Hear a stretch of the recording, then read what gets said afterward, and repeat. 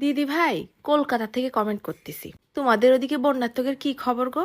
একজন মা হয়ে চিন্তা করি, কত মানুষ ঘর ছাড়া হয়ে ছোট ছোট বাচ্চাগুলো নিয়ে আশ্রয় কেন্দ্রে উঠিছে। ছোট ছোট রিল সামনে আসলে মেলা খারাপ লাগতেছে। আমি জানি তুমি আমার রিকোয়েস্ট এখন রাখবা না, আসসালামু আলাইকুম, তারপরও বলে রাখতেছি, সকালবেলা উঠে আমি আবার রুটি পরোটা ছাড়া অন্য কিছু খাতে পারি না। তো রোজ রোজ ডিম ভাজি আলু ভাজি ভাল লাগে না, তুমি একটু স্পেশাল করে সিম্পলের মধ্যে গর্জিয়াস কিছু বানাই দেখাই হতো। বুবুরে, আমরা সবাই মানুষ, কিন্তু হাতের 5 আঙুল সমান না। কারোর ভিতরে মনুষ্যত্ব আছে, কারোর ভিতরে নেই। নিরপরাধ মানুষ, ছোট বাচ্চা, শিশু, বৃদ্ধ এগের বিপদে ফেলে নিজেরে বিজয়ী ঘোষণা করা মানে হচ্ছে বোকামি। তা আজকের রেসিপিটা কিন্তু রুটি পরোটা দিয়ে খাওয়ার মতোই একটা রেসিপি। তো প্রথমেই সামান্য একটুখানি সয়াবিন তেলের মধ্যে আলুগুলো পাতলা পাতলা করে কাটে লবণ হলুদ মাখাই নিছি। তারপরে এপিট ওপিট 2-1 মিনিট ভাইজে নিচ্ছি।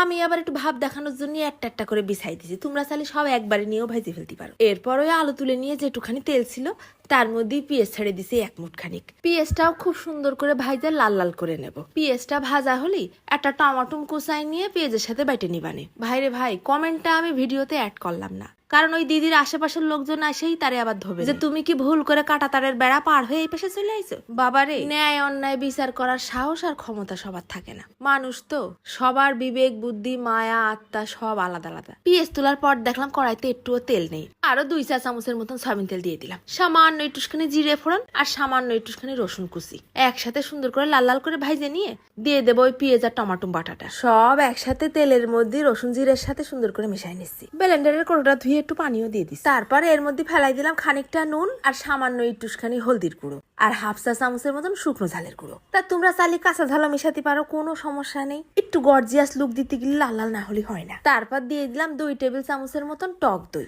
টক দইটাও মশলার সাথে সুন্দর করে নাড়ি চাড়ে মিশাই নেবো। যেই এরকম ভুনা ভুনা হয়ে আসে দেখি নুন কমে গেছে, আর একটুখানি নুন ফেলে দিছি। এবার উপর দিয়ে ছিটিয়ে দিলাম আলুগুলো আবার সুন্দর করে পাতায় পাতায় ছড়ায় ছড়ায় দিতে হবে না।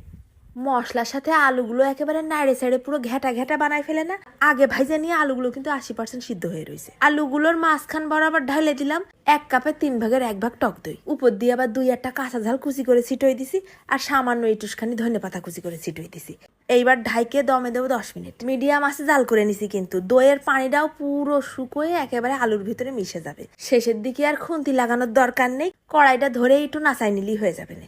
দেখিছো কি কালার? হ্যাঁ, একেবারে সিম্পলের মধ্যে গর্জিয়াস হয়ে গেছে আমাদের আলুর দই ঝাল দম। এইবার রুটি নেও, পরোটা নেও, যা মন চাই তাই নিয়ে আসো। বিষয়টা কিন্তু বেশ ঝাল ঝাল আর টক টক হয়েছে। আলুটা ভাইজে নেওয়ার কারণে আলুতে একটা ফিরাই ফিরাই ঘ্রাণ আসতেছে। 1 পিস করে রুটি ছিঁড়ে পাতলা পাতলা 1 পিস আলু নিয়ে গালের মধ্যে দিলেই হয়। মোমের মতো আলু গইলে গালের মধ্যে ছারখার হয়ে যাচ্ছে।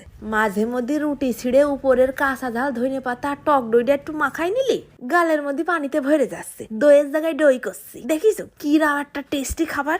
আর ঘরে মেহমান আসলে এরম একটু সাধারণ খাবারটারে অসাধারণ করে বানাই দিয়ে নে। থই থই করে প্লেট খালি চলে যাচ্ছি। ধন্যবাদ।